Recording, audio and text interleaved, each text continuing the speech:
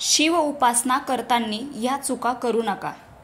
शिव उपासनेबाबत काही महत्त्वपूर्ण माहिती.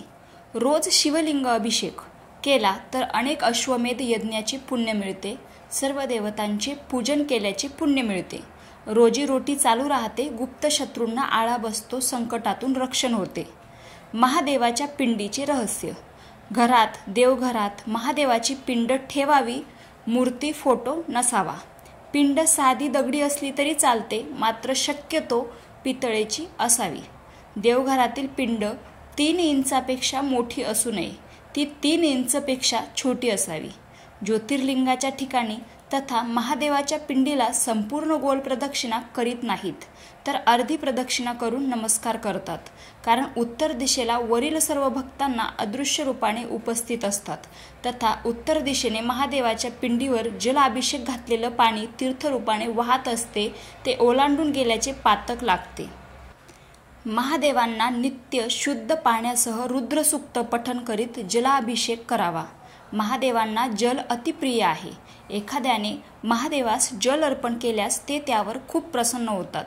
महादेवांना मनापासून मोठ्या संख्येने एकत्र येऊन सामुदायिक जलरुद्राभिषेक केल्यास विपुल पर्जन्यमान राहते.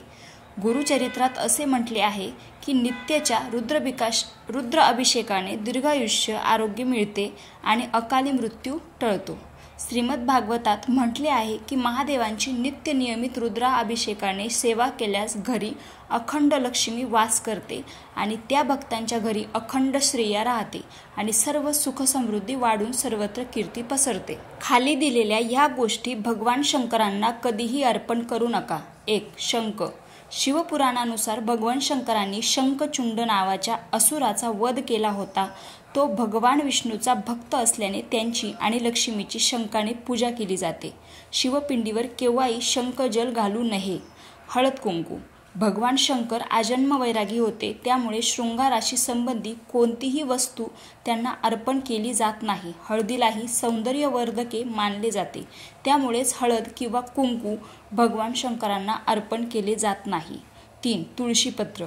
असुरांचा राजा जलंधर याच्याविषयी असलेल्या एका कथेनुसार त्याची पत्नी वृंदा तुळशीचे रोपटे बनून गेली होती. भगवान शंकरांनी जलंधराचा वध केला होता, त्यामुळे भगवान शंकराच्या पूजेत तुळशीपत्र न वापरण्याचा पण वृंदाने घेतला होता. नारळ पाणी. नारळाच्या पाण्याचा भगवान शंकरावर अभिषेक केला जात नाही. नारळाला लक्ष्मीचे रूप मानले जाते, म्हणून शुभ कार्यात नारळाचा वापर करून त्याचा प्रसाद म्हणून वापर केला जातो. पण भगवान शंकरांना अर्पण केलेले पाणी निर्मल्य होते. उकळलेले दूध. उकळलेले दूध किंवा बाजारात मिळणारे पॅकेटमधील दूध कधीही भगवान शंकरांना अर्पण करू नये. त्यापेक्षा गंगाजलाने अभिषेक करा. बाजारात मिळणारे पॅकेटमधील दूधही उकळलेले असते, त्यामुळेच त्याचा वापर करणेही टाळावे. केवड्याचे फूल. भगवान शिवांच्या पूजेत केवड्याचे फूल वर्जित आहे.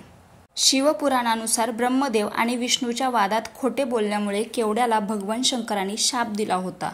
कुंकू आणि शेंदूर. कुंकू किंवा शेंदुराचा वापरही भगवान शंकराची पूजा करण्यात वर्ज्य केला आहे.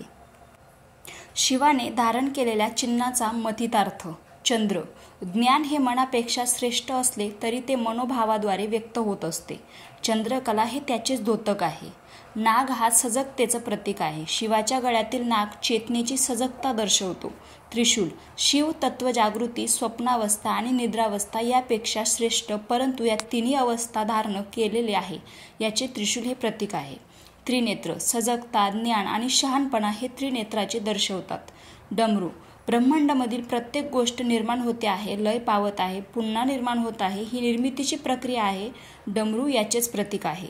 नंदी. नंदी म्हणजे धर्म, सत्य, योग्य निवड. शिवाने नंदीवर सवारी केली आहे. जेव्हा तुम्ही सत्यासोबत असता तेव्हा ईश्वरी तत्व तुमच्यासोबत असते.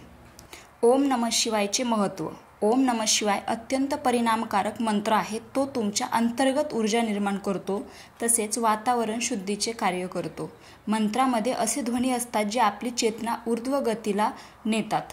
ओम नमः शिवाय हे शब्द खूप महत्त्वाचे आहेत, कारण न, म, शि, वा, य हे शब्द पृथ्वी, जल, अग्नी, वायू आणि आकाश या पंचमहाभूतांचे प्रतीक आहे.